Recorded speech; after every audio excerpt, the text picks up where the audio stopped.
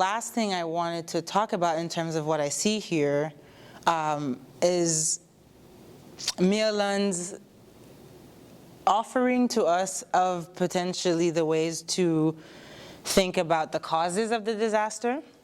So I want to point out these little silver pigs here.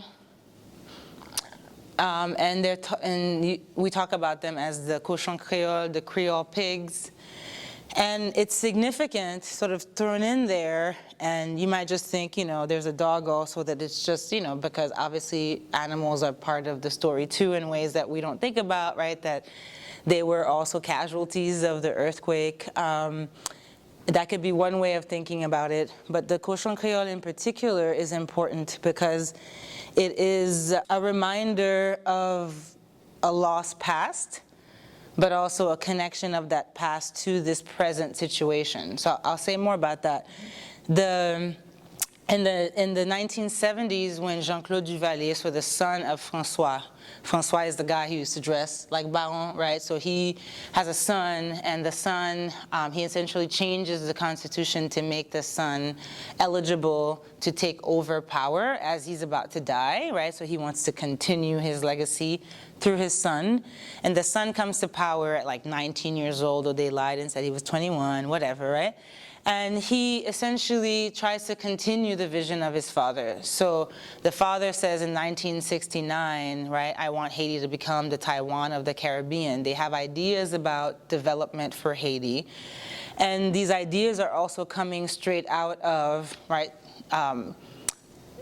if you will, the advice of the United States, right, through the Council of the United States. And we know that 1969, 1971, we're talking about the Cold War moment where the US is very much invested in supporting, whether you're a democratic country or an authoritarian, I don't really care, but if you are with me in this war against communism, I will give you endless resources, right?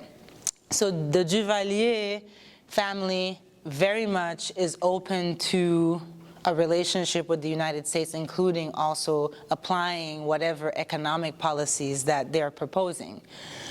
So the kochon kreyol essentially were targeted by the state of Haiti through Jean-Claude because there was this claim that there was a swine flu and that they were going to cause people to be sick, so that they needed to be completely eliminated. And instead, a more genetically modified pig, the pink pig, would be introduced to Haiti because this is a pig that could produce more babies, more quickly. And this idea, and of course it's dumping of these industrially produced animals from the United States into Haiti. This helps to understand really how neoliberalism functions in Haiti, and we're going to talk a little bit more about what that is.